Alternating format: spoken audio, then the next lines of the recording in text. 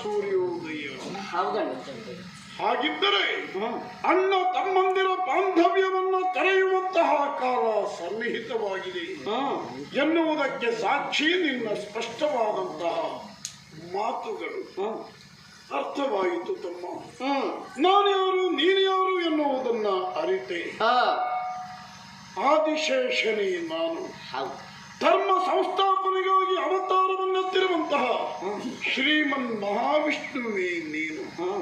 ಕಳೆದು ಹೋದಂತಹ ತ್ರೇತೆಯಲ್ಲಿ ಆದರ್ಶ ಪುರುಷನಾದಂತಹ ರಾಮನಾಗಿ ಕಾಣಿಸಿಕೊಂಡವ ನೀನು. ಲಕ್ಷ್ಮಣನಾಗಿ ಅನವರತವೂ ನಿನ್ನ ಸೇವೆಯನ್ನ ಮಾಡಿದೆ. ಇಂದ್ರಜಿತುವಿನ ವಧಾ ಪ್ರಕರಣದಲ್ಲಿ ನನ್ನ ಸೇವೆಯ ಮಹತ್ವವನ್ನ ಅರಿತಿರುವಂತಹ ನೀನು ನನ್ನ ಜೀವನದ ತ್ಯಾಗಕ್ಕಾಗಿ ಮುಂದಿನ ಯುಗದಲ್ಲಿ ನಿನಗೆ ಅಣ್ಣನಾಗುವಂತಹ ಯೋಗ ಭಾಗ್ಯವನ್ನ ಕಲ್ಪಿಸುತ್ತೇನೆ. ತಮ್ಮನಾಗಿ ನಿನ್ನ ಸೇವೆಯನ್ನು ಮಾಡ್ತೇನೆ ಎಂದು ನೀನು ಮಾತು ಕೊಟ್ಟವ. ಮಾತಿನಂತೆ ಈ ದ್ವಾಪರ್ಯದಲ್ಲಿ ನಿನ್ನ ಅಣ್ಣ ಬಲರಾಮನಾಮಕ ನಾನಾದೆ. ಕೃಷ್ಣನಾಗಿ ನಗು ನಗುತ್ತಾ ನನ್ನ ಸೇವೆಯನ್ನ ಮಾಡಿದವ.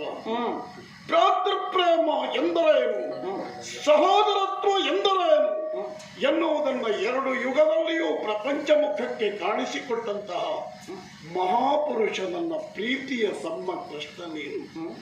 ಯಾದವರೆಲ್ಲ ಸತ್ತರು. ಬಲರಾಮನಿಗೂ ಸಹ ಅವಸಾನದ ಕಾಲ ಸಮೀಪಿಸುತ್ತಾ ಇದೆ. ಇನ್ನಾನು ಗಳಿಗೆಯ ಅಂತರದಲ್ಲಿಯೇ ನಾನು ಶೇಷನಾಗಿ ಶರದಿಯನ್ನ ಸೇರುವವನಿದ್ದೇನೆ.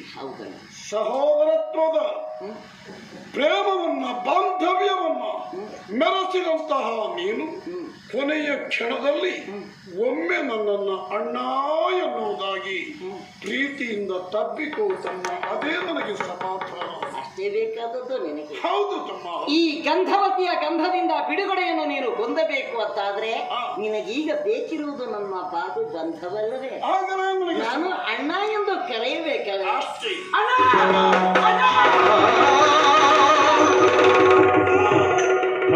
ಅಪ್ಪಿದ ನಾಗ ಶರದಿಯ ಕರೆಗಳು ಬರಲು ರಾಮನು ಸರಿದ ಶೇಷಾಗಾರ ತಾಳುತ್ತ ನಿರತ ಸತ್ಯದಲ್ಲಿ, ಸರಿದ ಶೇಷಾಗಾರ ತಾಳುತ್ತ ನಿರತ ಸತ್ಯದಲ್ಲಿ ವಿರಮದ ರಂಗದಲ್ಲಿ ಅದು ಉಳಿದು ಬಿದ್ದಿರುವ, ವಿರಮದ ರಂಗದಲ್ಲಿ ಅದು ಉಳಿದು ಬಿದ್ದಿರುವ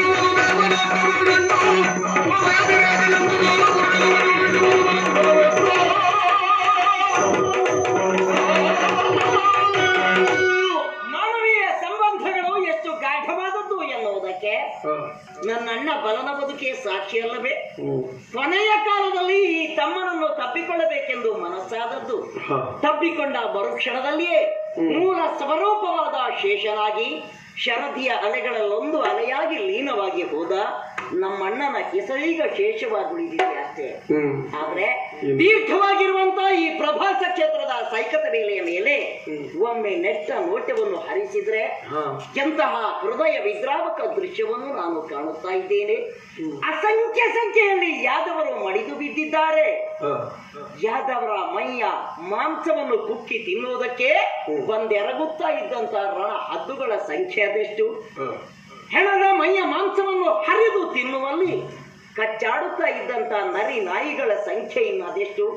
ಇನ್ನೊಂದೆಡೆಯಲ್ಲಿ ಖುಂಕೃತಿ ಕೇಳಿ ಬರುತ್ತಾ ಇದೆ.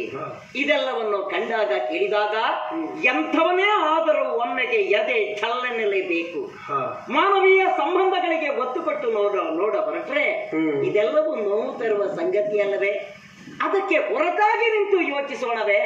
ರಸಯ ತಿರ್ಯದ ಜಂತುಗಳ ಪಾಡು ಹೀಗೆ ಅಲ್ಲವೇ? ಯಾವ ಜೀವಿ ಆದರೂ ಒಂದಲ್ಲ ಒಂದು ದಿವಸ ಕಾಲನಾಲಯವನ್ನು ಸೇರಲೇಬೇಕಾಗುತ್ತದೆ. ಅದಕ್ಕನುಗುಣವಾಗಿ ನಮ್ಮ ಯಾದವರೆಲ್ಲ ಅಂತ್ಯವನ್ನು ಕಂಡುಕೊಂಡಿದ್ದಾರೆ ಎಂದು ತಿಳಿದುಕೊಳ್ಳಲೇ ಸಾಧ್ಯವಾಗುತ್ತಾ ಇಲ್ಲ. ಯಾಕೆ? ಎಲ್ಲಿ ನಾವು ಸಮತೆಯನ್ನು ಕಾಣಬೇಕಾಗಿತ್ತು ಅಲ್ಲಿ ಸಮತೆಯನ್ನು ಕಾಣಲಾಗದೆ ವಿಷಮತೆಯಲ್ಲಿ ನಮ್ಮವರೆಲ್ಲ ಮಾಡಿದರಲ್ಲ. ಈ ವಿಚಾರದಲ್ಲಿ ಅತೀವ ಖೇದವಾಗುತ್ತಾ ಇದೆ. ನಮ್ಮ ಅಣ್ಣನೇನೋ ತನ್ನ ಬದುಕಿಗೊಂದು ಕೊನೆಯನ್ನು ಕಂಡುಕೊಂಡ. ಅದೇ ರೀತಿಯಲ್ಲಿ ಅವತರಣ ಪದ್ಧತಿಗೆ ಅನುಸಾರವಾಗಿ ತೆರೆಗಿಡಿದು ಬಂದವನು ನಾನಲ್ಲವೇ? ಹಾಗಾದ್ರೆ ನನ್ನ ಬದುಕಿಗೊಂದು ಕೊನೆ ಎನ್ನುವುದು ಬೇಕಷ್ಟೇ. ಅದು ಬೇಕು ಅಂತಾದ್ರೆ ಅದಕ್ಕೊಂದು ರಂಗವನ್ನು ನಾನೀಗಾಗಲೇ ನಿರ್ಮಿಸಿಕೊಳ್ಳಬೇಕಾಗಿದೆ. ಅದಕ್ಕಾಗಿಯೇ ದೂರದ ವಟವೃಕ್ಷದ ಮೂಲಕ್ಕೆ ಹೋಗಿ ನನ್ನ ಎಡಗಾಲ ಮೇಲೆ ಬಲಗಾಲ ನೀಡಿಸಿಕೊಂಡು ಒಮ್ಮೆ ಪರಾಮುಖರಾಗಿ ಯೋಚಿಸುತ್ತೇನೆ.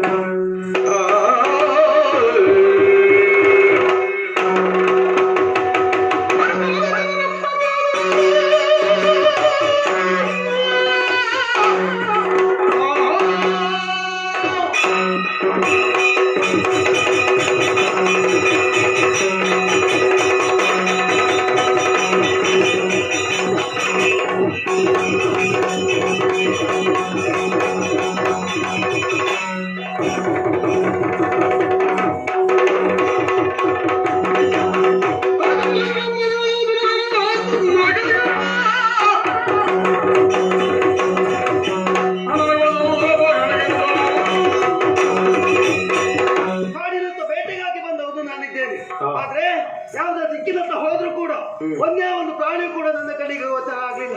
ಹಾಗೆ ಪ್ರವಾಸ ಕ್ಷೇತ್ರದತ್ತ ಒಂದೊಂದು ನಾನಿದ್ದೇನೆ.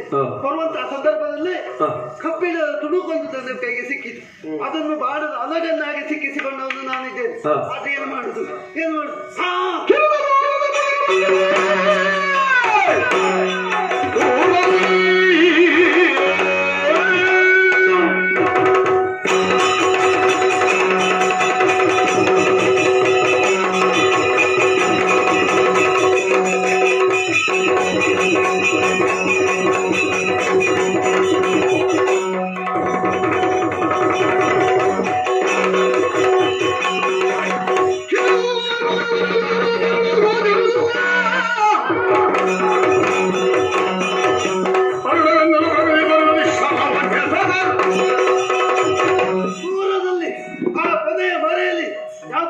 ಕಿವಿ ಕಾಣ್ತಾ ಉಂಟು. ಹಾಗಾಗಿ ಗುರಿ ಇಟ್ಟು ಬಾಣವನ್ನು ಪ್ರಯೋಗಿಸ್ತೇನೆ.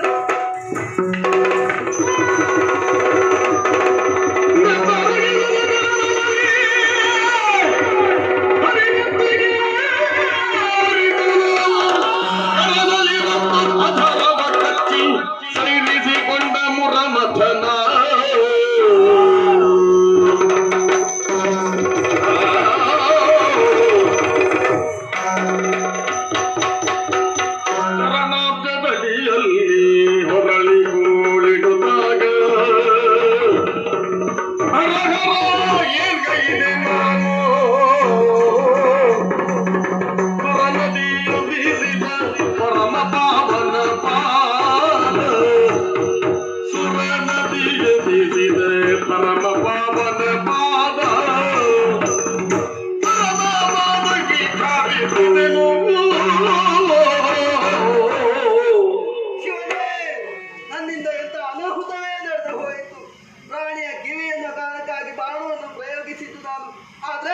ಪರಮಾತ್ಮನ ಪುಣ್ಯ ಪಾದ ಇದು ಸಾಮಾನ್ಯ ಪಾದವೇ? ಸುರ ನದಿಯೇ ಉದಿಸಿದಂತ ಪಾದ ಅಷ್ಟೇ ಅಲ್ಲ, ಅಹಲ್ಯೆಯನ್ನು ಉದ್ಧರಿಸಿದಂತ ಶ್ರೀಪಾದ. ಅಂತ ಪಾದಕ್ಕೆ ನಾನು ಗಾಸಿಗೊಳಿಸ್ತಲ್ಲ ದೇವಾ. ನನ್ನಿಂದ ಅಪರಾಧ ಆಯ್ತು ಮನ್ನಿಸಬೇಕು ದೇವ. ನಳಿನಾಕ್ಷ ಮೊಗವೇತಿ ಕರೆದು ಕೇಳಿದ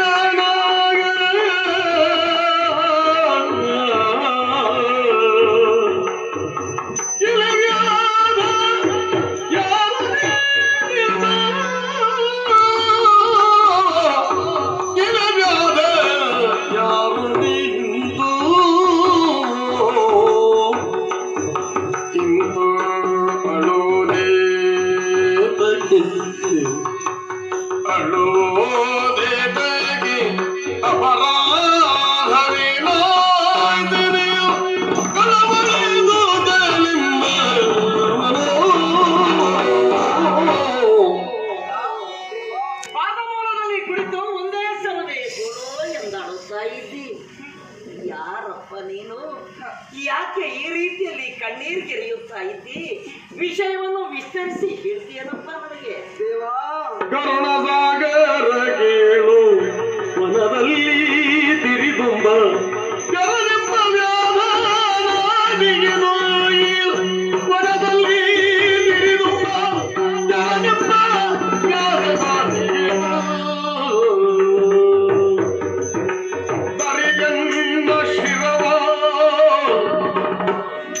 ಹರಿಜನ್ನ ಶಿರವ ಪಾಪಗೆ ನಿವೃತ್ತಿ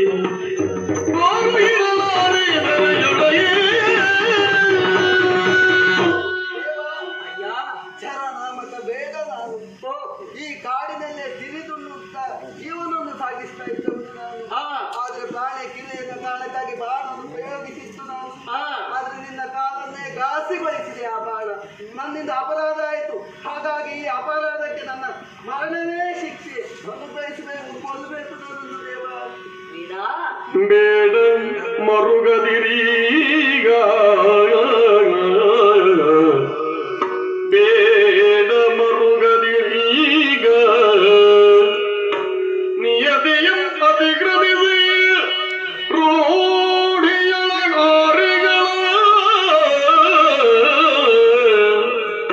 ನಿಯತಿಯಂ ಅತಿಕ್ರಮಿಸಿ ರೂಢಿಯೊಳಗಾರಿಗಳ, ಹಿಂದೆ ತ್ರೇತೆಯೊಳನು ಬೇಡ ವೃತ್ತಿಯು ಇಂದ್ರನಂದನ ಹೊಂದಿರುವ ಕೃತಿಗಿದುವೆ ಪ್ರಾಯಶ್ಚಿತ್ತ. ಹಿಂದೆ ತ್ರೇತೆಯೊಳನು ಬೇಡ ವೃತ್ತಿಯೊಳ ಇಂದ್ರನಂದನ ಹೊಂದಿರುವ ಕೃತಿಗಿದುವೆ ಪ್ರಾಯಶ್ಚಿತ್ತ. ಇದುವೆ ಪ್ರಾಯಶ್ಚಿತ್ತ.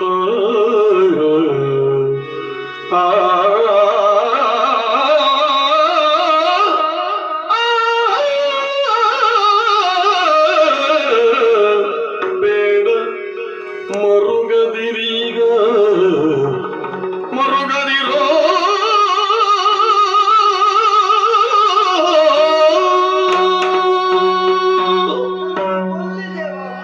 ಬೇಡ, ಮರದ ಬೇಡಪ್ಪ.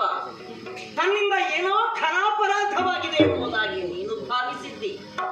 ಇಲ್ಲಿ ನಿನ್ನಿಂದ ಯಾವ ಅಪರಾಧವೂ ಆಗತ್ತಿಲ್ಲ. ಆದದ್ದು ಪ್ರಮಾದ ಮಾತ್ರ. ಪ್ರಮಾದ ಎನ್ನುವುದು ಯಾವ ಕಾಲಕ್ಕೂ ದೋಷಕ್ಕೆ ಹೇತುವಾಗುವುದಿಲ್ಲ. ಅಷ್ಟೇ ಅಲ್ಲದೆ ಇದರಲ್ಲಿ ನಿನ್ನ ಸ್ವಯಂ ಕರ್ತೃತ್ವ ಏನೂ ಇಲ್ಲ. ನಿನ್ನನ್ನು ನಾನಾಗಿಯೇ ಈ ರೀತಿಯಲ್ಲಿ ಬಳಸಿಕೊಂಡವನಿದ್ದೇನೆ. ಅದಕ್ಕೆ ಕಾರಣ ಇದೆಯಪ್ಪ. ವರ್ಷ 100 ಕಳೆಯುತ್ತಾ ಬಂದಿದೆ ನನಗೀಗ. ಆದರೆ ನನಗಿನ್ನು ಚರೆ ಎನ್ನುವುದು ಆವರಿಸಲಿಲ್ಲ. ನಿಸರ್ಗದ ಕೈಗೂಸಾಗಿ ಹುಟ್ಟಿರುವ ಯಾವಾತನೇ ಆದರೂ ಸಹ ನಿಸರ್ಗಾತೀತವಾದ ಬೆಳವಣಿಗೆಯಿಂದ ಮುಂದುವರಿಯುವುದನ್ನು ಸಲ್ಲದು, ನಿಯತಿಯನ್ನು ಅತಿಕ್ರಮಿಸಕೂಡದು ಎನ್ನುವ ಕಾರಣದಿಂದ ಚರ ನಾಮಕನಾದ ನಿನ್ನನ್ನು ನಾನೀ ರೀತಿಯಲ್ಲಿ ಬಳಸಿಕೊಂಡವನಿದ್ದೇನೆ. ಇನ್ನೂ ಹಲವು ಹಿನ್ನೆಲೆಗಳು ಇದಕ್ಕೆ ಪೂರಕವಾಗಿದೆಯಪ್ಪ. ದುರ್ವಾಸರಿಟ್ಟಿರುವಂತಹ ಶಾಪದಿಂದ ಸಾಂಬ ಹಡಗಿರುವ ಕಬ್ಬಿಣದ ಒನಕೆಯನ್ನು ತೇದು ಬಿಡಿ ಎನ್ನುವುದಾಗಿ ಇದ್ದ ಕಳುಹಿದೆ. ತೇದು ಬಿಟ್ಟಂತ ಆ ಒನಕೆಯ ತುಣುಕೊಂದು ನಿನ್ನ ಬಾಣದ ಅಲಗಾಗಿ ಸೇರಿರಲು ಇನ್ನೂ ಒಂದು ಹಿನ್ನೆಲೆ ಇದೆ. ಒಂದು ಕಾಲದಲ್ಲಿ ಅದೇ ದುರ್ವಾಸರನ್ನು ಮನೆಗೆ ಕರೆಸಿ ಅವರಿಗೆ ಉಣಬಡಿಸಿ ಅವರು ಉಂಡು ಬಿಟ್ಟ ಎಂಜಲನ್ನು ಮೈಯೆಲ್ಲ ಪೂಸಿಕೊಂಡೇ ಪಾದಕ್ಕೆ ಸೋಕದೇ ಇದ್ದ ಹಾಗೆ ಎಚ್ಚರ ವಹಿಸಿದೆ. ಕಾರಣ ಬ್ರಹ್ಮೋಚ್ಚಿಷ್ಟಕ್ಕೆ ಅಗೌರವ ಸಲ್ಲಿಸಿದ ಹಾಗಾಗ್ತದೆ ಎಂದು ಅವರಂದೊಂದು ಮಾತನಾಡಿದ್ದಿದೆ. ಕೃಷ್ಣ ನಿನ್ನ ಪಾದದಿಂದ ನನಗೆ ಮರಣ ಬರುತ್ತದೆ ಎನ್ನುವುದಾಗಿ ಅವರಾಡಿದ ಮಾತು ಸತ್ಯವಾಗಬೇಕಷ್ಟೇ, ಮಾತ್ರವೇ ಅಲ್ಲ. ಕಳೆದ ತ್ರೇತಾಯುಗದಲ್ಲಿ ನಾನು ರಾಮನಾಗಿದ್ದಾಗ ಇಂದ್ರನಂದನರಾದ ವಾಲಿಯನ್ನು ಮರದ ಮರೆಯಲ್ಲಿ ನಿಂತು ಬೇಡ ವೃತ್ತಿಯೊಳಾನು ಹೋದೆ. ಆ ಕಾಲದಲ್ಲಿ ಅವನಿಗೆ ಬೇಕಾದ ಸಾಂತ್ವನದ ಮಾತುಗಳನ್ನೇನೋ ನಾನು ಆಡಿದ್ದೇನೆ. ಅವನೇನೋ ತೃಪ್ತಿ ಹೊಂದಿ ಪ್ರಾಣವನ್ನು ಬಿಟ್ಟಿದ್ದಾನೆ. ಆದರೆ ಅದೇ ವಾಲಿಯ ಮಡದಿಯಾದ ತಾಳೆಯ ಬಿಸುಕು ಎನ್ನುವುದು ತಟ್ಟದೆ ಇರಲಾರದು. ಅಂದು ನಾನು ಗೈದಿರುವ ಕೃತಿಗೆ ಇದು ಪ್ರಾಯಶ್ಚಿತ್ತ ರೂಪವಾಗಿದೆ. ಹಾಗಾಗಿ ನಿನ್ನಿಂದ ಯಾವ ಅಪರಾಧವೂ ಆದದ್ದಿಲ್ಲ. ಅಪರಾಧಿ ಪ್ರಜ್ಞೆ ನಿನ್ನನ್ನು ಕಾಡುವುದು ಬೇಡ. ಇದು ಕಾಲಾಂತರದಲ್ಲಿ ನಿನಗೆ ಮೋಕ್ಷವನ್ನು ಅನುಗ್ರಹಿಸ್ತೇನಪ್ಪ, ನಿಶ್ಚಿಂತೆ.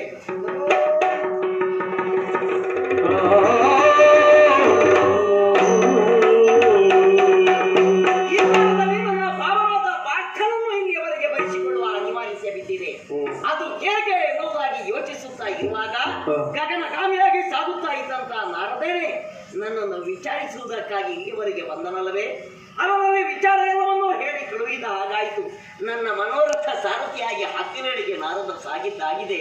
ಆದರೆ ಪಾದಕ್ಕಾದ ಈ ಗಾಯದ ನೋವುದು ಹೇಗೆ?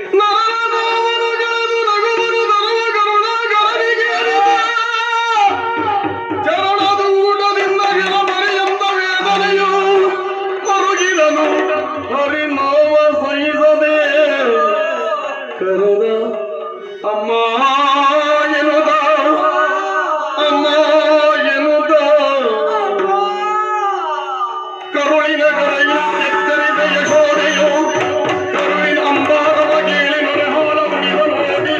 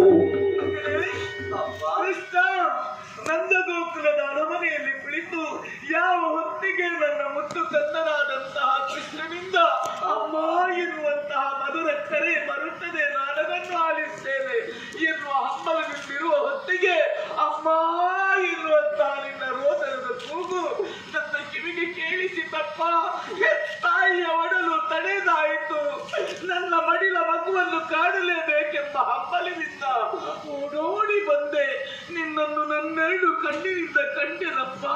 ನಿನ್ನನ್ನು ಕಂಡ ಸಂತೋಷ ಅನುಭವಿಸೋಣ ಎಂದು ನಿನ್ನನ್ನು ನೆತ್ತಿಯಿಂದ ಕಾಲಿನವರೆಗೆ ನೋಡಿದ್ರೆ ಏನೋ ಮಗನೇ ನಿನ್ನ ಕಾಲಡಿದು ರಕ್ತ ಸುರಿಯುತ್ತಾ ಇದೆ. ಸದಾ ಬಿರಿದ ಮಲ್ಲಿಗೆಯಂತೆ ಮುಗುಳ್ನಗೆಯನ್ನು ಸೂಸುತ್ತಾ ಇದ್ದಂತಹ ನಿನ್ನ ಚೆಲು ಮಗ ನೋವಿನಿಂದ ಕೂಡಿದೆ ಮಾಡಿದೆ. ಹೇಳು ಮಗನೇ, ಏನೇ ಯಾಕಿಂತಹ ವೇದನೆ, ಯಾರಿಂದ ಇಂತಹ ದಾಸಿ ಆಯಿತು, ಏನಾಯ್ತು ಮಗನೇ, ಹೇಳಪ್ಪ ಹೇಳು. ತಾಯ ನಿನ್ನಯ ಕೈಯ ಹಾಲು ಬೆಣ್ಣೆಗಳುಂಡು ಆಯಿತು ಕಾಲವಿನ್ನಿತು.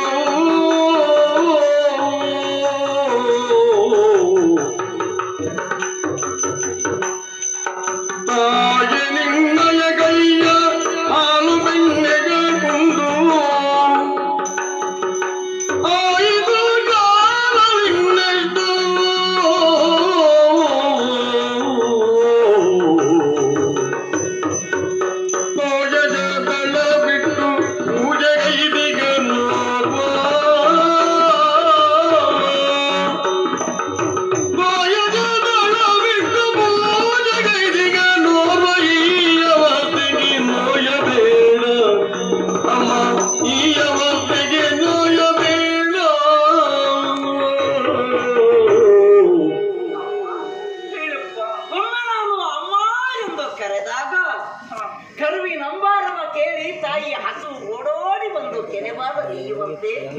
ನನ್ನ ಸಮ್ಮುಖದಲ್ಲಿ ಪ್ರತ್ಯಕ್ಷವಾದ ನಿನ್ನನ್ನು ಕಂಡಾಗ ಹಾಗೂ ಆನಂದಕ್ಕೆ ಪಾರವೇ ಇಲ್ಲ ತಾಯಿ.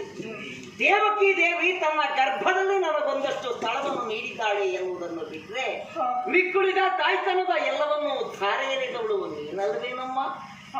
ನಂದ ಗೋಕುಲದಲ್ಲಿ ಬಾಲ್ಯದಲ್ಲಿ ಬೆಳೆದ ಆ ದಿನಗಳನ್ನು ನೆನಪಿಕೊಂಡಾಗ ಈಗಲೂ ನನ್ನ ಮೈ ನವಿರೇಡುತ್ತಾ ಇದೆ ತಾಯಿ. ಆ ವೇಳೆಯಲ್ಲಿ ನಿನ್ನ ಈ ತೊಡೆಯೇ ನನ್ನ ಆಟದ ಅಂಗಣವಾಗಿತ್ತು, ನಿನ್ನ ನಿಳುದೊಳಗಳೇ ನನ್ನ ಪಾಲಿಗೆ ತೊಟ್ಟಿಲಾಗಿತ್ತು. ನನ್ನ ಕೆನ್ನೆಗೆ ಮುತ್ತನ್ನಿತ್ತು, ಬಾಯಿಗೆ ತುತ್ತನ್ನಿತ್ತು, ಲಲ್ಲೆಗೆರೆಯುತ್ತಾ ಮುತ್ತಿನಿಂದ ಸಾಕಿ ಬೆಳೆಸಿದವಳು ನೀನು. ಎಳೆಮರೆಯದಿಂದಲೇ ನಂದಗೋಕುಲವನ್ನು ಬಿಟ್ಟೆ. ಆ ನಂತರ ರಾಷ್ಟ್ರಕ್ಕಾಗಿ ಧರ್ಮಕ್ಕಾಗಿ ನನ್ನನ್ನು ನಾನು ತೊಡಗಿಸಿಕೊಂಡೆ. ಆ ಗೊತ್ತಿನಿಂದ ನಿನ್ನ ಕೈತುತ್ತಿನಿಂದ ವಂಚಿತನಾದವನು ಸತ್ಯವಮ್ಮ. ಆದ್ರೆ ಬಾಲ್ಯದಲ್ಲಿ ನೀನಿಟ್ಟಿರುವಂತ ಆ ಹಾಲು ಬೆಣ್ಣೆಯನ್ನು ಉಂಡು ಬೆನ್ನಿನಲ್ಲಿ ತಂಗೂಳಿನ ಬುತ್ತಿಯನ್ನು ಬಿಗಿದುಕೊಂಡು ಕೈಯಲ್ಲಿ ಬಿದಿ ರೋಟೆಯನ್ನು ಹಿಡಿದುಕೊಂಡು ಗೋವುಗಳ ಮಂದೆಯೊಂದಿಗೆ ಕಾಡು ಮೇಡುಗಳಲ್ಲಿ ಅಲೆದಾಡಿದೆ. ಅದೆಷ್ಟೋ ಕಲ್ಲು ಮುಳ್ಳುಗಳನ್ನು ತುಳಿದಾಡಿದೆ. ಆ ಸೇತು ಸೀತಾಚಲ ಪರ್ಯಂತ ಜಗತ್ ಪರ್ಯಟನೆ ಮಾಡಿದೆ ಅಮ್ಮ. ಕಲ್ಲು ಮುಳ್ಳುಗಳನ್ನು ತುಳಿದು ಕಠಿಣವಾದದ್ದು ನನ್ನ ಈ ಪಾದ. ಕಠಿಣವಾದ ನನ್ನ ಈ ಪಾದಕ್ಕೆ ಮತ್ತೊಬ್ಬರಿಂದ ಘಾಸಿಯಾಗಲುಂಟೇನಮ್ಮ. ಅಲ್ಲ ತಾಯಿ, ಸೋರುವುದು ನೆತ್ತರಲ್ಲಮ್ಮ ಇದು. ಈಗ ತಾನೇ ಪರಮ ಭಾಗವತನೋರ್ವ ಚಂದಾವರೆಯ ದಳವೊಂದನ್ನು ಇರಿಸಿ ಪೂಜಿಸಿ ಹೋದನಮ್ಮ. ಇದಕ್ಕೆ ಯಾಕೆಷ್ಟು ನೀನು ನೊಂದುಕೊಳ್ತಾ ಇದ್ದಿ ಹೇಳು? ಇದೇ ಸತ್ಯವೇನೋ ಮಗ? ಹೌದಮ್ಮ. ಅಲ್ಲ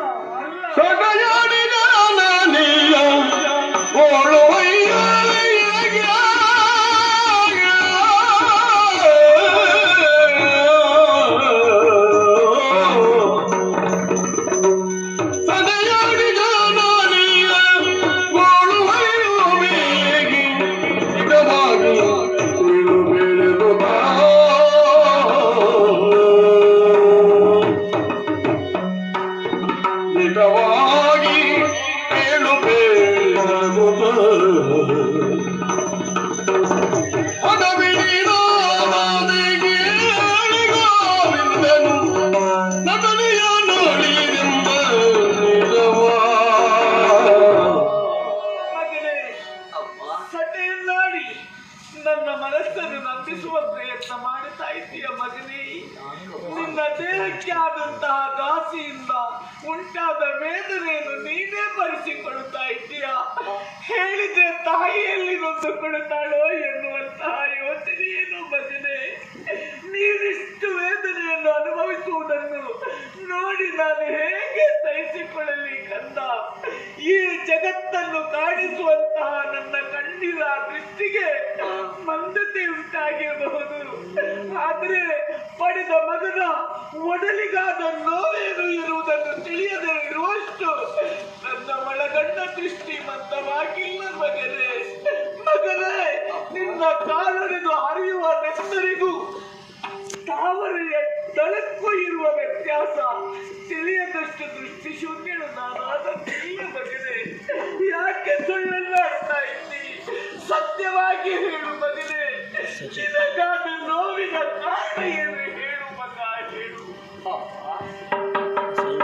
ಮಣ್ಣ ಬೆದ್ದದು ಕೃಷ್ಣನೆನು ಬಲಿ ಅಣ್ಣ ಜಾಡಿಯ ಬೀಳೆ ಮಣ್ಣ ಮೆತ್ತನು ಕೃಷ್ಣನೆನು ಬಲಿ ಅಣ್ಣ ಜಾಡಿಯ ಬೀಳೆ ಎಲ್ಲ ಬಡಿಯಲು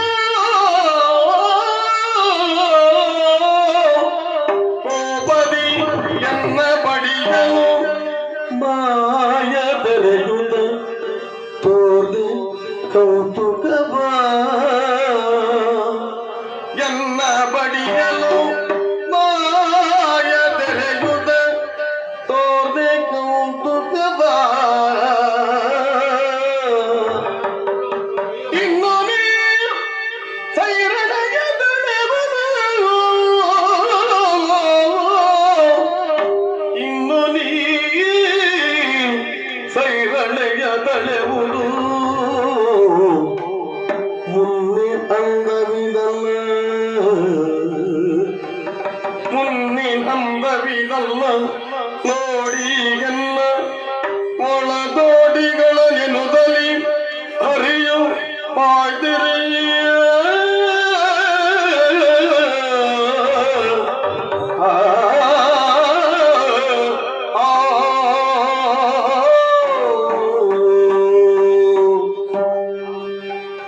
ಸುತ ವಿನೋದದ ಸಿರಿಗೆ ಸ್ವರ್ಗದ ಸಿರಿ ತಂದು ಎನ್ನುವ ಮಾತಿಗೆ ಪೂರ್ಣ ದೃಢನಾದವಳು ನೀನು.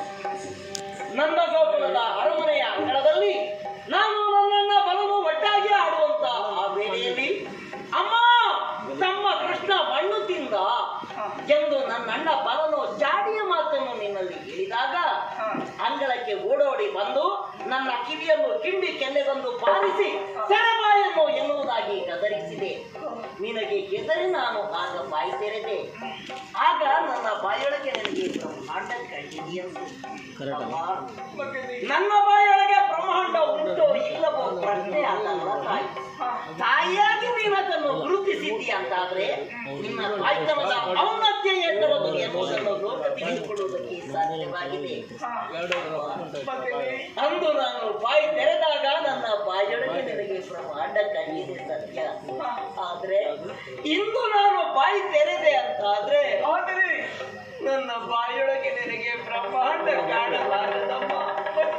ಇದು ಬ್ರಹ್ಮಾಂಡೋತ್ತಮವಾದ ಯಾದವರ ಮಹಾವಿದ್ಯಾವ ಕಾಣಬೇಕಾಗಿತ್ತು ಅಮ್ಮ. ಮಗನೇ, ವಯೋ ವೃದ್ಧೆಯಾದ ನಿನಗದೆಲ್ಲವನ್ನು ಕಂಡು ಸಹಿಸುವ ದಾರ್ಢ್ಯತೆ ಈಗಿಲ್ಲ ತಾಯಿ. ಆದ್ದರಿಂದ ಬೇಡಮ್ಮ, ಅದ್ಯಾವುದನ್ನು ನೀನು ಅದಕ್ಕೆ ಕೇಳಬೇಡಮ್ಮ, ಕೇಳಬೇಡ, ಕೇಳಬೇಡ, ಬೇಡ.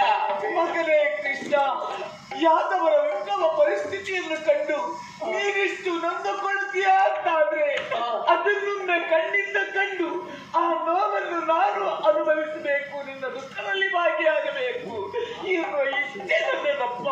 ಅದೆಂತಹ ಕಷ್ಟದ ದೃಶ್ಯವೇ ಆಗಲಿ ನಾನದನ್ನು ಕಂಡು ಸಹಿಸಿಕೊಳ್ಳುತ್ತೇನೆ. ಒಮ್ಮೆ ಬಾಯ್ತೇನೆಯು ಮಗನೇ, ನೋಡಲೇಬೇಕು. ಆಗಬೇಡ ತಾಯಿ, ಇದು ಬಾಯಿ ತೆರಿತೇನೆ ನೋಡು.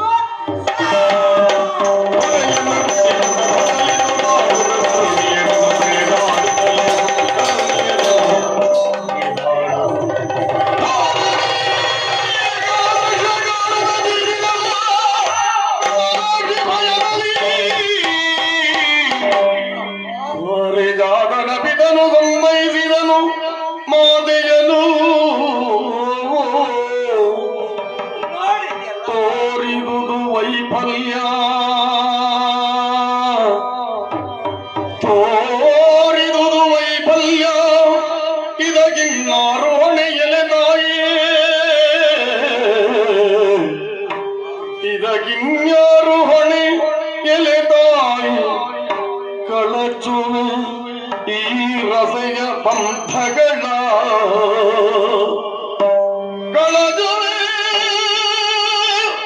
ಈ ಹೃದಯ ಪಂಥಗಳ ಎನ್ನುವರು ಅಮ್ಮ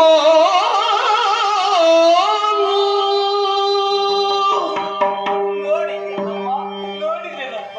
ಸಂಸ್ಕಾರಯುತರು ಯಾದವರು ಎನ್ನುವುದಾಗಿ ಲೋಕ ಕೊಂಡಾಡುತ್ತಾ ಇತ್ತು. ಆದರೆ ಅದೇ ಯಾದವರು ಇಂದು ನಡೆದುಕೊಂಡ ರೀತಿಯನ್ನು ನೀನೇ ಕಣ್ಣಾರೆ ಕಂಡೆಯಿಂದ ತಾಯಿ ಕುಡಿದ ಮತ್ತಿನ ಬದ್ಧತೆಯಲ್ಲಿ ತನ್ನ ಹೆಂಡತಿಯಾರು ಪರರ ಹೆಂಡತಿಯಾರು ಎನ್ನುವುದನ್ನು ಮರೆತು ವ್ಯವಹರಿಸಿದ್ರಮ್ಮ. ತಾಯಿಗೆ ಸಮಾನ ವಯಸ್ಕಳ ಮೈ ಮೇಲೂ ಕಾಮುಕತೆಯಿಂದ ಕೈಯನ್ನೆಕ್ಕಿದ್ರು ನಮ್ಮ ಯಾದವರು. ದುರ್ವಾಸರನ್ನೇ ಪಚಾರಿಸಿದ್ರು. ಅವರ ಶಾಪ ನಿಮಿತ್ತವಾಗಿ ಸಾಂಬ ಕಬ್ಬಿಣದ ಹೊರಕೆಯನ್ನು ಹಡೆದ. ಮುಂದೇನು ದಾರಿ ಎನ್ನುವುದು ತೋಚದೆ ಪ್ರಭಾಸ ತೀರದಲ್ಲಿ ತಿಕ್ಕಿ ಚೂಳಿಸಿ ನೀರಿನಲ್ಲಿ ಕದಡಿ ಬಿಡಿ ಎನ್ನುವುದಾಗಿ ತೆಕ್ಕಡುಗಿದೆ ನಾನು. ಅವರ ಅದರ್ಥನ್ನು ಮಾಡಿದ್ರಮ್ಮ. ಆದ್ರೆ ಏನು ಪ್ರಯೋಜನ ಹೇಳು? ತೆರೆದು ಬಿಟ್ಟಂತ ಆ ಚೂರ್ಣದಿಂದಲೇ ಹುಲುಸಾಗಿ ಬೆಳೆದು ನಿಂತಿದೆಯೋ ಎಂಬಂತಿದ್ದ ಜೊಂಡು ಹುಲ್ಲುಗಳ ರಾಶಿಯನ್ನು ಕಂಡೆಯಲ್ಲ ತಾಯಿ. ನಮ್ಮ ಯಾದವರಲ್ಲ ಕುಡಿದ ಮತ್ತಿನ ಬದ್ಧತೆಯಲ್ಲಿ ಆ ಜೊಂಡು ಹುಲ್ಲುಗಳನ್ನೇ ಕೆತ್ತು ತಮ್ಮ ಕೈಯಾಯುಧವನ್ನಾಗಿಸಿಕೊಂಡು ಮಳಿದಾಡಿ ಸತ್ತರಮ್ಮ. ಮಳಿದಾಡಿ ಸತ್ತರು. ಧರ್ಮೋದ್ಧಾರ ಇದು ನನ್ನ ಪರಮ ಲಕ್ಷ್ಯ, ಚರ್ಮ ಲಕ್ಷ್ಯವಾಗಿ ತೆರೆಗಿಳಿದು ಬಂದವನು ನಾನು. ಆದರೆ ನಾನು ಸಾಗಿ ಬಂದ ಬದುಕಿನತ್ತ ಒಮ್ಮೆ ಸಿಂಹಾವಲೋಕನ ಮಾಡಿ ನೋಡಿದ್ರೆ ಕೆಲವೊಂದೊಂದು ವೈಫಲ್ಯದ ಮೈಲಿಗಲ್ಲನ್ನು ಗುರುತಿಸುವುದಕ್ಕೆ ಸಾಧ್ಯವಾಗುತ್ತದೆಯಮ್ಮ. ಕೆಲವೊಂದು ದುಷ್ಟರನ್ನು ತಿದ್ದಿ ಸರಿದಾರಿಗೆಳಿಸಬೇಕಾಗಿತ್ತು. ಅದು ನನಗೆ ಕರ್ತವ್ಯವಾಗಿತ್ತು. ಆದರೆ ಅದು ನನ್ನಿಂದ ಸಾಧ್ಯವಾಗದೆ ಅಂಥವರನ್ನು ಕೊಲ್ಲುವಂತ ಅನಿವಾರ್ಯ ಸಂದರ್ಭ ಏರ್ಪಟ್ಟಿದೆ ಅಂತ ಆದ್ರೆ ಇದನ್ನು ಕೃಷ್ಣನ ಬದುಕಿನ ವೈಫಲ್ಯದ ಕ್ಷಣ ಎನ್ನೋದು ಮತ್ತೇನಿಂದ ಬೇಕು ಹೇಳು?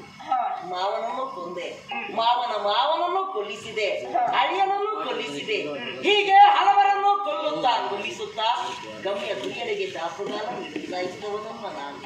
ಅಮ್ಮ, ಇದು ಚಾಯಿಯಾದ ನಿನ್ನಲ್ಲಿ ಯಾವ ಕಾಲಕ್ಕೂ ಆತ್ಮ ವಂಚನೆ ಮಾಡಿಕೊಳ್ಳುವುದಿಲ್ಲಮ್ಮ.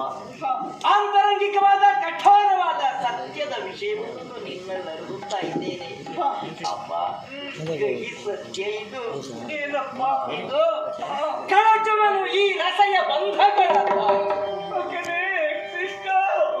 ಸುಖ ವಿನೋದದ ಲೀಲೆಗಳಲ್ಲಿ ಇದರಿ ತೋರಿವೆಯಿಂದ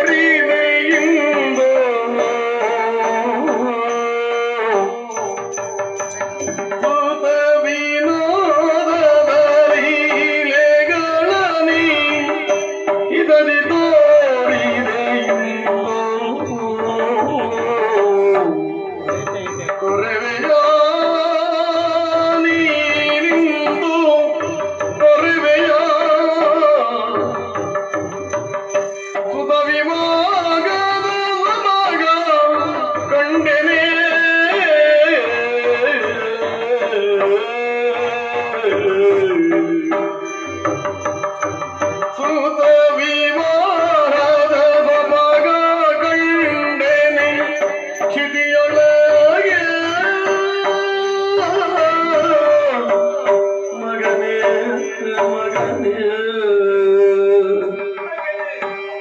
ಯಾವ ತಾಯಿಯೂ ಕೇಳಬಯಸದ ನೋಡಬಯಸದಂತಹ ಒಂದು ದೃಶ್ಯ ನೀನು ಅನಾವರಣಗೊಳಿಸ್ತೀಯ ಎನ್ನುವುದು ನಿನ್ನ ಮಾತಿನಿಂದ ನಾನು ಅರ್ಥ ಮಾಡಿಕೊಂಡೆ.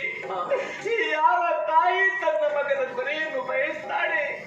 ಯಾವ ಮಗನು ತನ್ನ ನಾಲಿಗೆಯಲ್ಲಿ ಅಮ್ಮ ನಾನಿನ್ನು ಈ ಪ್ರಪಂಚದಲ್ಲಿ ಇಲ್ಲ ಎಂದಾಗ ಕೇಳಿ ಸಹಿಸುವುದಕ್ಕೆ ಸಾಧ್ಯ ಉಂಟು? ಹೇಳು ಮಗನೇ. ಕಳಚುವೆನು ಈ ರಸೆಯ ಬಂದ ಎಂದು ಸುಲಭವಾಗಿ ನೀನೇನು ಆಡಿದೆ. ಆ ಮಾತು ತಾಯಿಯಾಗಿ ನಾನು ಹೇಗೆ ಸಹಿಸಿಕೊಳ್ಳಲೇಕಂತ. ಆದ್ರೆ ಮಗನೇ, ನಿನ್ನಲ್ಲಿ ಕೊನೆಯದಾಗಿ ಒಂದೇ ಒಂದು ಆಸೆಯಪ್ಪ. ಲೋಕವ ಪಾವನ ಮೂರ್ತಿಯಾದಂತಹ ನೀನು ಈ ಯಶೋದೆಯ ಮಡಿದ ಭಗವಾನೆ, ನಿನಗೆ ತಾಯಿಯಾದಂತಹ ಮಹಾಭಾಗ್ಯವನ್ನು ನೀನೇನು ಪಾಲಿಗೆ ಒದಗಿ ಬದುಕಿಸಿದೆಯಪ್ಪ. ನಾನಿಂದ ತಾಯಿಯಾದದ್ದಲ್ಲ ಮಗನೇ, ಸುತ ವಿನೋದದ ಸವಿಯನ್ನು ನನ್ನ ಪಾಲಿಗೆ ಒದಗಿಸಿಕೊಂಡವ. ನಿನ್ನ ಬಾಲ ಲೀಲೆಯ ಅಂತ ಚಂದವನ್ನು ಕಂಡು ನನ್ನ ತಾಯ್ತನ ಸಾರ್ಥಕ್ಯವಾಯಿತು ಎಂಬ ಸಾರ್ಥಕ ಮನಸ್ಥಿತಿಯನ್ನು ಈ ಯಶೋದೆ ಹೊಂದಿದ್ದಾಳೆ ಮಗನೇ.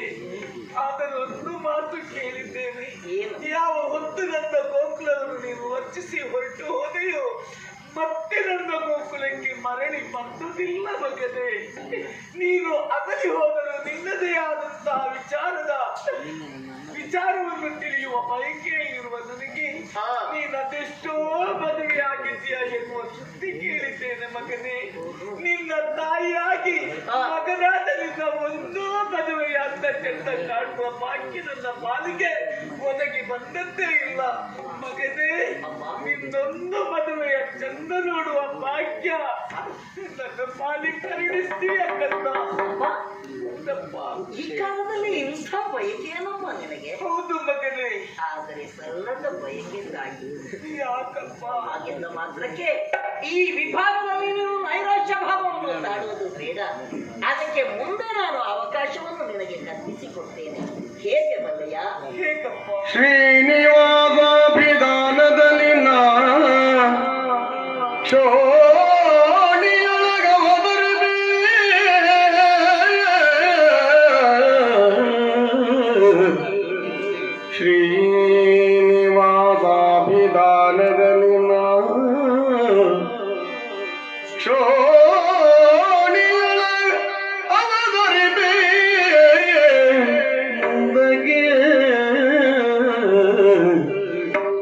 ನೀನು ಬಹುದು ಬಕುಳ ಮಾಲಿಕೆಯಾಗಿ ಕಲಿಯುಗದೇ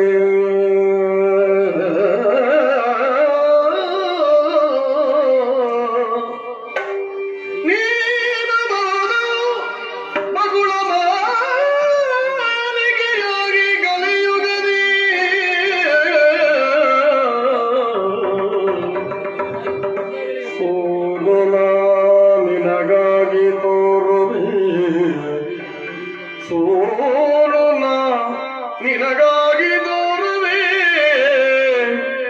ಮಾನಿನಿ ಮಣಿಯನ್ನ ಮದುವೆಯ ಪೂರ್ಣ ವೈಭವಗಳನ್ನು ಶೇಷಾಚಲದಿ ನೆಲೆಯಾಗಿ ಮಾನಿನಿ ಮಣಿ ಎನ್ನ ಮದುವೆಯ ಪೂರ್ಣ ವೈಭವಗಳನ್ನು ಶೇಷಾಚಲದಿ ನೆಲೆಯಾಗಿ ಶೇಷಾಚಲದಿ ನೆಲೆಯಾಗಿ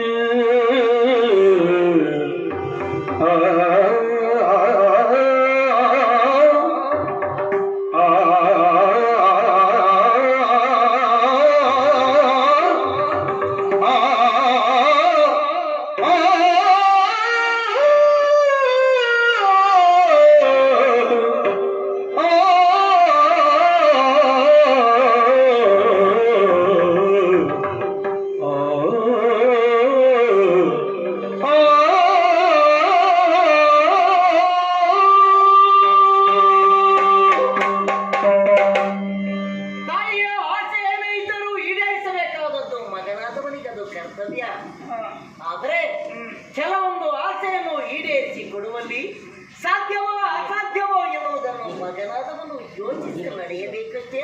ಹೌದಪ್ಪ, ನೀನೇ ಯೋಚನೆ ಮಾಡಿ ನೋಡಮ್ಮ. ಹೇಳು ಮಗ. ಘಮಿಸುವಂತಹ ಮಲ್ಲಿಗೆಯ ಕಂಪನ್ನು ಹೊರಸೂಸುವಂತಹ ಸಿರಿಮುಡಿಯನ್ನು ಹೊತ್ತಿರಬೇಕಾದ ನಿನ್ನೊಬ್ಬಳು ಸೊಸೆ ತನ್ನ ಹಣೆಯ ತಿಲಕವನ್ನು ಅಳಿಸಿಕೊಂಡು ಕೊರಳ ಮಾಂಗಲ್ಯ ಸರವನ್ನೇ ಹರಿದುಕೊಂಡು ಕರದ ಕಂಕಣವನ್ನೇ ಚರಿದುಕೊಂಡು ಕೆದರಿದ ಕೇಶರಾಶಿಯೊಂದಿಗೆ ನಿನ್ನ ಮನೆಯ ಹೊತ್ತಿನ ಮೇಲಿಟ್ಟ ಧಾನ್ಯದ ಪಾತ್ರೆಯನ್ನು ಒಳಮುಖವಾಗಿ ತುಳಿದು ಅಡಿ ಇಟ್ಟಳು ಅಂತಾದ್ರೆ ಸ್ವಾಗತಿಸುವುದಕ್ಕೆ ನಿನ್ನಿಂದ ಸಾಧ್ಯ ಉಂಟೇನಮ್ಮ? ಆಗದು ಮಗನೇ. ಅಮ್ಮ, ಈ ಕಾಲದಲ್ಲಿ ನಿನ್ನ ಆಸೆಯನ್ನು ನಾನು ಈಡೇರಿಸ ಹೊರಟ್ರೆ ಅಂತಹ ದುಶ್ಶಕುನವನ್ನೇ ನೀನು ನಿರೂಪಿಸಬೇಕಾದೀತು. ನೋಡಲಾರನಪ್ಪ. ಆದ್ದರಿಂದ ಈ ವೇಳೆಯಲ್ಲಿ ಇದು ಸಲ್ಲದ ಬಯಕೆ. ಮತ್ತೆ ಹಾಗೆಂದ ಮಾತ್ರಕ್ಕೆ ನಿನ್ನ ಆಸೆ ಅಸ್ಥಾನದಲ್ಲಿ ಆಗಿ ಹೋಗುವುದಿಲ್ಲಮ್ಮ. ಅದಕ್ಕೆ ಮುಂದೆ ಅವಕಾಶವನ್ನು ನಾನೇ ಕಲ್ಪಿಸಿಕೊಡ್ತೇನೆ. ಯಾವಾಗ ಮಗನೇ? ಮುಂದೆ ಕಲಿಯುಗದಲ್ಲಿ ಶ್ರೀನಿವಾಸನಾಗಿ ನಾನು ಅವತರಿಸುತ್ತೇನೆ. ಆಕಾಶರಾಯನಿಗೂ ಧರಣಿ ದೇವಿಗೂ ಮಗಳಾಗಿ ಆಗುವ ಪದ್ಮಾವತಿ ಎಂಬ ಕನ್ನಿಕೆಯನ್ನು ಶೇಷಾಚಲದಲ್ಲಿ ವಿವಾಹವಾಗುವವನಿದ್ದೇನೆ. ಮಾನನಿಂದ ಬಡವಳಿಯಾಗಿ ಬರುವಂತ ಮುತ್ತಿನ ಕಿರೀಟವನ್ನು ತೊಡುವಂತ ಆ ಕಾಲದಲ್ಲಿ ಬಕುಳ ಮಾಲಿಕೆಯಾಗಿ ನೀನು ಕಾಣಿಸಿಕೋ, ನಿನಗೆ ಮಗನಾಗಿ ನಾನು ಕಾಣಿಸಿಕೊಳ್ತೇನೆ. ಶ್ರೀನಿವಾಸ ಪದ್ಮಾವತಿಯರ ನಿತ್ಯ ಕಲ್ಯಾಣೋತ್ಸವವನ್ನು ಕಾಣುವುದಕ್ಕೆ ಶೇಷಾಚಲದಲ್ಲಿ ನಿನಗೆ ಅನುವು ಮಾಡಿಕೊಡ್ತೇನೆ. ಆ ಪ್ರತೀಕ್ಷೆಯನ್ನೇ ನೀನಿರಬೇಕಮ್ಮ. ಆಗಲಪ್ಪ, ನಾನು ಕೇಳಿದ್ದು ಒಂದು ಮದುವೆಯ ಅಂದ ಕಾಣಿಸು ಅಂತ. ಮಗನೇ, ಬಹುಳ ಮಾಲಿಕೆಯಾಗಿ ನಾನು ಜನ್ಮ ತಳೆದ್ರೆ ನಿತ್ಯ ಕಲ್ಯಾಣೋತ್ಸವವನ್ನು ಕಾಣಿಸಿ ನನ್ನ ಮನಸ್ಸಿಗೆ ಹಿತವನ್ನು ತರಿಸಿ, ಹಾಗಾದ್ರೆ ಇನ್ನೊಂದು ಕೋರಿಕೆ ಮಗನೇ, ಯಶೋದೆಯಾಗಿ ನನಗೆ ಈ ಸೃಷ್ಟಿಯ ಬದುಕು ಸಾಕು. ಕೃಷ್ಣನಿಲ್ಲದೆ ಇದ್ರೆ ಈ ಯಶೋದೆ ಬದುಕಿದ್ದೇನು ಪ್ರಯೋಜನ ಹೇಳು ಮಗನೇ. ತಾಯಿಯಾಗಿ ನಿನ್ನ ಮುಂದೆ ಕುಳಿತಿದ್ದೇನೆ. ನಿನ್ನ ಕಾಲೊಡೆದು ರಕ್ತದ ದಾರಿ ಧರಣಿ ಸೇರುವುದನ್ನು ನೋಡುವುದಕ್ಕೆ ನನ್ನ ಕಣ್ಣಿಂದ ಸಾಧ್ಯ ಇಲ್ಲ ಮಗನೇ. ಅರಮನೆಯಲ್ಲಿ ಆನಂದಿದ್ರೆ 10 ವೈದ್ಯರನ್ನು ಕರೆಯಿಸಿ ನಿನಗಾದಂತಹ ಗಾಯಕ್ಕೆ ಮತ್ತನ್ನು ನಾನು ಮಾಡಿಸ್ತಾ ಇದ್ದೆ. ಈಗ ನಾವುದು ಪಥ್ಯವಾಗದು ಎನ್ನುವುದು ನಿನ್ನ ಮಾತಿನಿಂದ ನಾನು ತಿಳಿದುಕೊಂಡಿರುವಂತಹ ಸತ್ಯ. ಆದರೂ ಎಂತ ಕಣ್ಣಿಂದ ಈ ದೃಶ್ಯವನ್ನು ಕಂಡು ನಾನು ಹೇಗೆ ಸಹಿಸಿಕೊಳ್ಳಲಿ ಮಗನೇ. ಆದ್ದರಿಂದ ಇದು ಮಗನೇ, ಇದು ಉಟ್ಟ ಸೀರೆಯ ಸೆರಗನ್ನು ಕೈಯಲ್ಲಿ ಹಿಡಿದೆ ಮಗನೇ, ಹಿಡಿದೆ. ಇದನ್ನು ಹರಿದಿದ್ದೇನೆ ನೋಡು ಕಂದ. ಈ ಅಂಚಿನಿಂದ ಆದ ಗಾಯವನ್ನು ಬಿಗಿಯಾಗಿ ಕಟ್ಟಿದೆ ಮಗನೇ. ಇದೆಷ್ಟು ಪರಿಣಾಮವನ್ನು ಕೊಡುತ್ತದೋ ನನಗಂತೂ ತಿಳಿದಿಲ್ಲ. ಇಷ್ಟು ಮಾಡಿದ ನಾನು ಸಮಾಧಾನ ತಂದುಕೊಂಡೆ ಮಗನೇ. ಇನ್ನು ಒಂದೇ ಒಂದು ಆಸೆಯಪ್ಪ, ಎಳೆಯ ಕೂಸಾದಂತಹ ನಿನ್ನನ್ನು ಮಮತೆಯಿಂದ ಮಾತಿ ನಾನು ನನ್ನೆರಡು ಕೈಗಳಿಂದೆತ್ತಿ ನನ್ನ ಎದೆಗವಚಿಕೊಂಡಾಗ ಅಷ್ಟೇ ಪ್ರೀತಿಯನ್ನು ತೋರಿಸುತ್ತಾ ನಿನ್ನ ಗೋಬಲವಾದಂತಹ ತೋಳುಗಳನ್ನು ನನ್ನ ಕೊರಳಿಗೆ ಹೂಮಾಲೆಯ ಹಾಗೆ ಬಳಸಿ ಪ್ರೀತಿಯನ್ನು ತೋರಿಸ್ತಾ ಇದ್ದ ನೆನಪು ಮತ್ತೆ ಮರುಕಳಿಸ್ತಾ ಇದೆ. ಈಗ ಮುಂದೆ ಅದೇ ರೀತಿಯಲ್ಲಿ ಮಾತನನ್ನು ಅಪ್ಪಿಕೊಳ್ತೀಯ ಮಗನೇ. ಹೌದಪ್ಪ ಮಗನೇ, ಭಾವನೆಯ ಶೃಂಖಲೆಯಲ್ಲಿ ಮತ್ತೆ ಮತ್ತೆ ಬಂಧಿಸ ಹೊರಟಿದ್ದೇನೆ. ಇದು ಆದರೆ ಉಟ್ಟ ಸೀರೆಯ ಸೆರಗನ್ನೇ ಹರಿಗೆದ್ದಿ ಅಮ್ಮ. ಹಿರಿಯ ಸಂಬಂಧ ತಾಯಿ. ಇದು ಊರಿಗೆ ಮಾರಿಯಾಗಿದ್ದಂತ ಹುಲಿಯೊಂದು ಮಗುವೊಂದನ್ನು ಅಂಟಿಸಿಕೊಂಡು ಬಂದ್ರೆ ಆ ಮಗು ಓಡೋಡಿ ಬಂದು ತಾಯಿಯ ಸೀರೆಯ ಸೆರಗಿನಲ್ಲಿ ಮರೆಯಾಗ್ತದೆ. ಆ ಹುಲಿಯಿಂದಲೂ ತನಗೆ ರಕ್ಷಣೆ ಕೊಟ್ಟೀತು ಈ ಸೆರಗು ಎಂದು. ಆದರೆ ಅದೇ ಸೆರಗಿನ ಅಂಚನ್ನು ಹರಿದೇ ಅಲ್ಲಪ್ಪ. ಅಪ್ಪ